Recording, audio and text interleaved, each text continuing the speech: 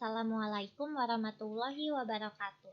Kami dari kelompok 3, kami akan mempresentasikan hasil diskusi kami mengenai salah satu teknik sampling, yaitu teknik cluster sampling.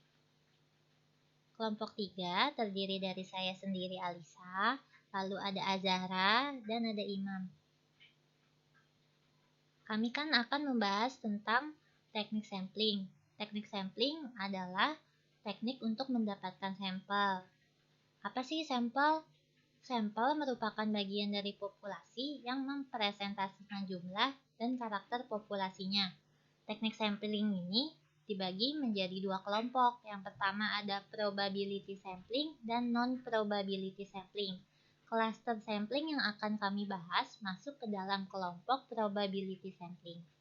Probability sampling merupakan metode pengambilan sampel secara random atau acak. Dengan cara pengambilan sampel ini, seluruh anggota populasi diasumsikan memiliki kesempatan yang sama untuk terpilih menjadi sampel penelitian. Misalnya ada populasi. Kami menggunakan teknik sampling untuk mendapatkan sampel. Sampel ini tidak dapat terpisahkan dengan populasi. Sampel ini harus mewakili karakteristik dari populasi tersebut. Selanjutnya, ada pengertian dari cluster sampling atau kita bisa sebut juga sebagai sampling daerah, sampling gugus, maupun area sampling. Menurut Gunawan, cluster sampling adalah cara pengambilan sampel penelitian secara acak dengan memperhatikan karakter wilayah karena populasi memiliki wilayah yang sangat luas.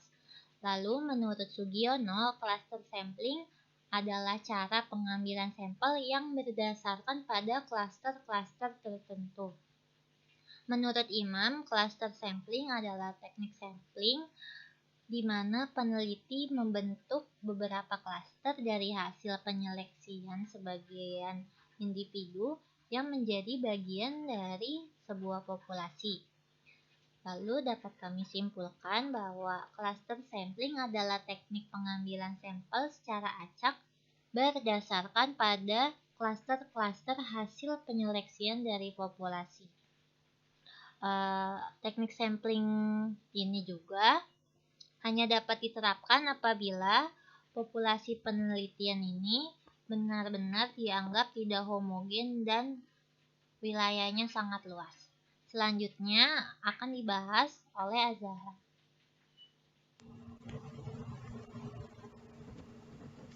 Di sini ada gambaran umum mengenai cluster sampling. Populasi di sini tidak terdiri dari individu-individu, melainkan terdiri dari kelompok-kelompok individu atau klaster. Lalu diambil secara acak beberapa kelompok untuk dijadikan sampel, seperti contohnya ada grup 1 dan grup 4. Teknik sampling daerah digunakan untuk menentukan sampel apabila objek yang akan diteliti atau sumber datanya sangat luas. Fungsi cluster sampling. Teknik cluster sampling digunakan untuk menentukan sampel bila objek yang akan diteliti atau sumber data sangat luas, misalnya penduduk dari suatu negara, provinsi, atau kabupaten. Untuk menentukan penduduk mana yang akan dijadikan sumber data, maka pengambilan sampelnya berdasarkan daerah populasi yang telah ditetapkan. Sistem atau metode penggunaan. 1. Tentukan dan definisikan populasi. 2. Tentukan jumlah sampel-sampel yang dikehendaki. 3. Tentukan dan definisikan klaster secara logis. 4. Sebutkan klaster-klaster tersebut yang terkandung dalam populasi. 5. Tariklah rata-rata anggota populasi setiap klaster. 6. Tentukan jumlah klaster yang diperlukan dengan membagi besar sampel dengan ukuran klaster yang ditaksir. 7. Pilih secara random jumlah klaster yang dibutuhkan. 8. Masukkan pada penyelidikan itu semua anggota populasi pada tiap-tiap klaster yang dipilih.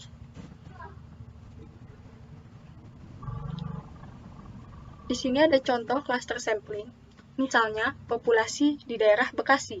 Bekasi ini terdiri dari beberapa kecamatan yang merupakan kelompok dari populasi di Bekasi. Lalu kami mengambil sampel beberapa kelompok kecamatan tersebut secara acak. Dalam contoh ini, kami mengambil 5 sampel kelompok. Tahap ini merupakan tahap 1 cluster sampling. Selanjutnya kami dapat mengambil sampel lagi dengan menggunakan teknik sampel proportionate stratified random sampling, yang pada akhirnya akan mendapatkan sampel yang kami inginkan. Selanjutnya dijelaskan oleh Imam. Berikut klasifikasi cluster sampling. Yang pertama ada one stack cluster sampling, two stack cluster sampling, dan multiple stack cluster sampling. Yang pertama one stack cluster sampling. Cluster sampling ini dilakukan dalam satu tahapan saja. Dalam one stack cluster sampling, populasi yang dipilih kemudian langsung dibagi dalam kelompok-kelompok. Peneliti kemudian memilih grup-grup secara acak untuk menjadi perwakilan. Selanjutnya proses sampling pun langsung dimulai. Adapun contohnya yaitu sebuah badan amal ingin mengambil sampel anak putus sekolah di 5 desa untuk memberi dana pendidikan. Dengan mengaplikasikan one stack cluster sampling, badan amal ini dapat secara acak memilih desa-desa cluster untuk membentuk sebuah sampel. Maka pertolongan pun dapat didatangkan bagi anak-anak putus sekolah ini. Selanjutnya ada two stack cluster sampling, yaitu sebuah sampel yang didapat dari dua tahapan sampling.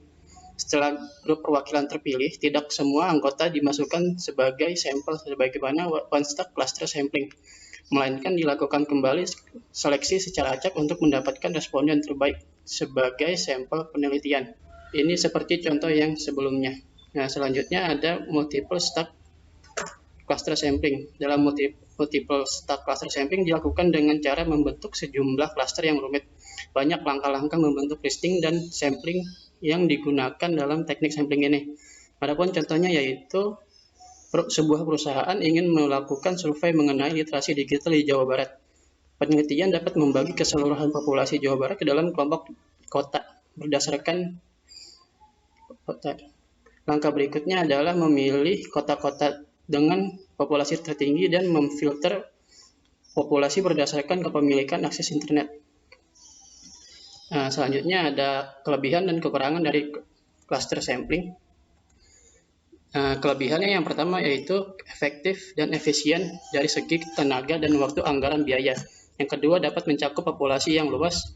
Yang ketiga meminimalisir variabel yang membingungkan. Yang keempat, bila prosedur pengambilan sampel dilakukan dengan tepat, akurasi hasilnya memiliki persentase yang tinggi. Adapun kekurangannya yaitu yang pertama kurang akurat dibandingkan dengan acak sederhana, sistematik, dan stratifikasi. Yang kedua mungkin sulit untuk mengumpulkan elemen bentuk data dalam sebuah cluster. Yang ketiga mewajibkan setiap elemen populasi ditetapkan ke satu cluster saja. Nah, ini merupakan referensi yang kami kumpulkan untuk membuat bahan ini. Sekian dan terima kasih. Mohon maaf bila ada kata-kata yang salah. Bila teman-teman ada yang ingin bertanya dapat masukkan di kolom section ya. Terima kasih.